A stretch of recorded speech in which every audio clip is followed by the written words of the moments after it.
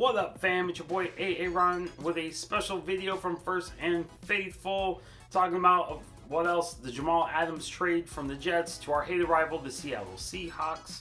Want to jump in, give my 2 cents on the issue.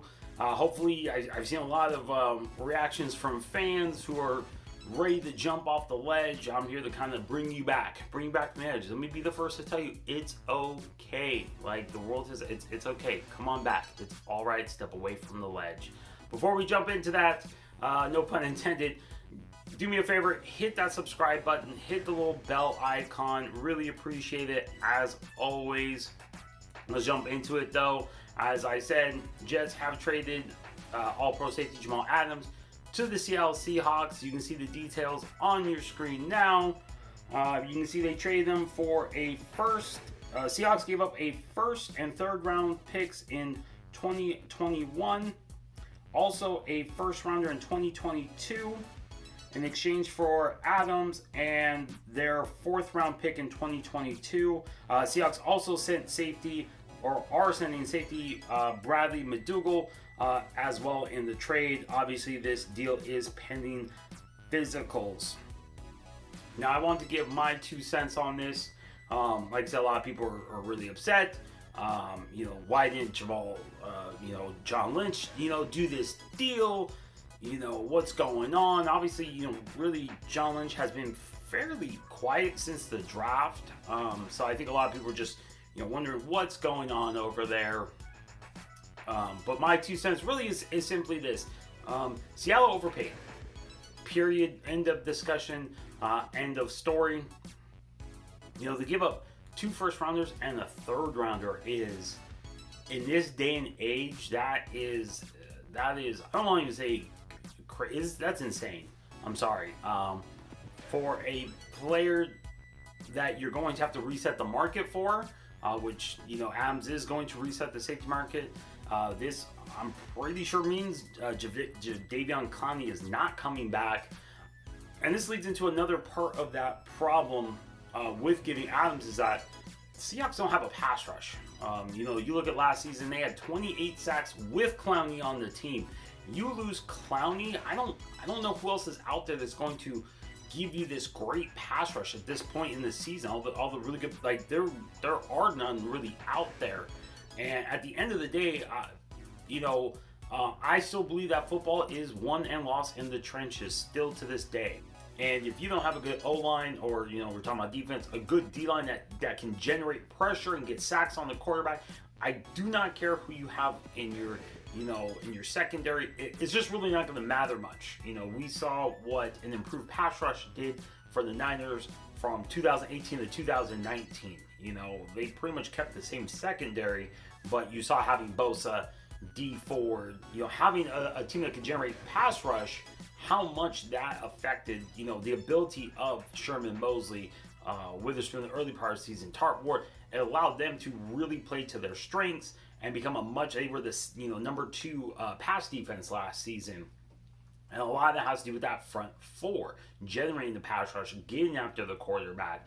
It's amazing how, they went from historical ineptitude, creating interceptions, to one of the best teams to do that. So, again, without a pass rush, I don't care how good Adams is, and Adams is amazing. It's just not, I won't say it won't matter, but I don't think it'll make as big an impact as people think. Now, on the Niners, that's a different story. That's why Adams going to the Niners was, to me, a much bigger deal. If the Niners had gotten Adams, that would have, I don't want to say punched their ticket right back to the Super Bowl, but man, I think you feel like that's what that move was done, because of the pass rush the Niners can create, and then you have Adams on the back end. Those two combined, I mean, that's magic right there. So I'm not sure what this does for the Seahawks. It makes them better for sure. I'm not sure how much better it makes them. But obviously, this was, a lot of people see this as an all-in move by the Seahawks.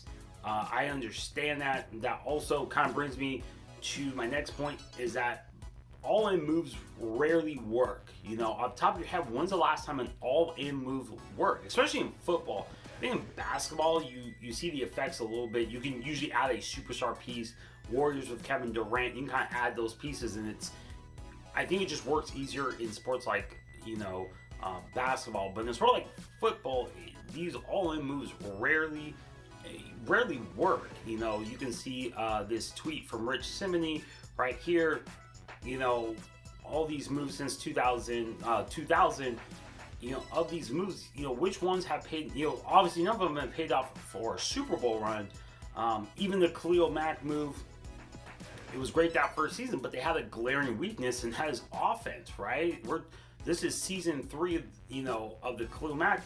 Are you expecting him to make the playoffs? Are you expecting him to make a Super Bowl run? I don't think so. And Khalil Mack's still as good as he was then, but if your offense can't move the ball, if you have a major deficiency at quarterback like a Mitch Trubisky, I don't care how good Khalil Mack is. It really, they have good defense, but what good is it doing them right now, right?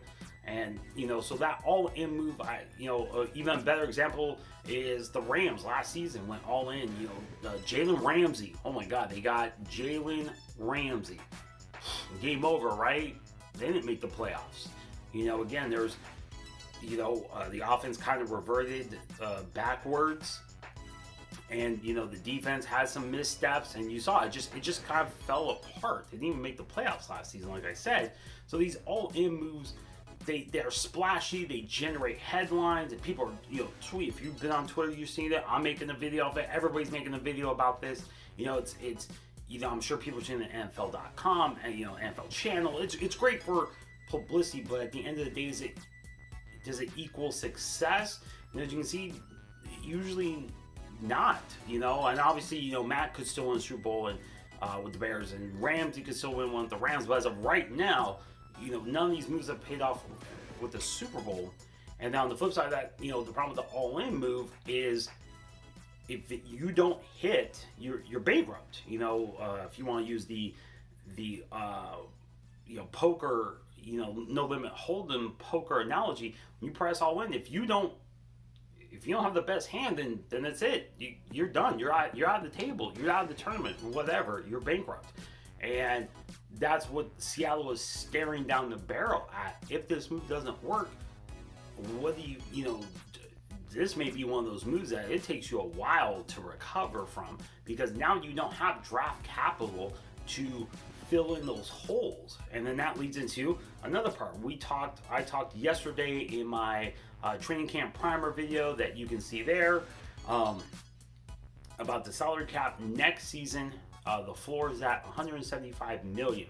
Now that's the floor. It can rise depending on revenue from this season, but that is almost $35 million less. That was that was projected prior to COVID-19. It was supposed to be around 210 was what the projection was. 175. That is huge, and to not have draft picks to fill in holes, and you gotta remember, because of the rookie wage scale, even those first round, those third rounds, that's cheap labor, much cheaper than you're gonna find most good free agents for, unless they're on maybe the back end of their careers, but that's cheap labor, and if your scouts are good and your GM is good, that's cheap good labor. So to not have that and to be in a position where if this deal doesn't work out for the Seahawks, now you don't have the draft capital to replenish holes or to make up for that. You're in deep trouble. The Rams are maybe the perfect example. They went all in, have those, just destroyed their salary cap, had to release Gurley, Matthews. They had those, basically no draft picks this season, but very little draft capital to fill in some glaring weaknesses, and it's left them at a deficit with a weakness. And for what? They didn't make the playoffs. So at the end of the day, they were left with nothing. They're in an even bigger hole now than if they had just stayed pat with what they had. Kept those draft picks. Maybe you use those draft picks to make a trade later. You use those to replenish some holes now, and you're in a better position going forward than having Ramsey. So that's how I see it. That's why, honestly, like I said, I am happy the Niners didn't make that play. They have a ton. I think something like 25 unrestricted free agents after this season. They're not going to be able to retain them all. Trent Williams, Richard Sherman, Tart are probably the three biggest, and I think Juice may be up on that list too. Those are the biggest names up there. You're not going to be able to retain everybody, and to hold on to your draft picks and be able to fill in some holes again with cheap talent, especially with the salary cap being as low as it is, that's going to be huge. And then also when you look at after next season, when the cap presumably shoots back up again once we get past the pandemic, now you're stocked with a bunch of cheap talent because a lot of people are on their rookie deals. You're able to maybe make those big free agent moves, bring in that missing piece, at a higher dollar amount, think D Ford, Quan Alexander. You're able to make those kind of moves where, because you're able to stock up with kind of draft capital and, stock the cupboard with, discount goods that still do the job, and then fill in with some big splashes through free agency. So like I said, that's my take on this. I know, like I said, a lot of fans are ready to jump off the cliff. Please don't. This is, like I said, this is a lot of capital to put into one player. Like I said, if the Seahawks do not fix that line, I just don't see how big of a deal Adams will be at the end of the day. So, that's my thoughts. Like I said, I just want to do this video. This is not, I didn't take a lot of time on this one. Just kind of got the camera, bam, did it. Let me know what you think. Hit me up in the comments right here, bam. Let me know what you think. Do you agree, disagree? You think this is terrible for the Niners? You think they should fire John Lynch right now? Do you think that this is, feeding into the where's John Lynch? Like, is he not coming back? Obviously Shanahan got his extension. Lynch has not. Does this feed into maybe Lynch is on his way out? Maybe there's some turmoil behind the scenes. Let me know what you guys think. Thanks as always for watching. This has been First and Faithful. I'm Aaron. Deuces. You silly gooses.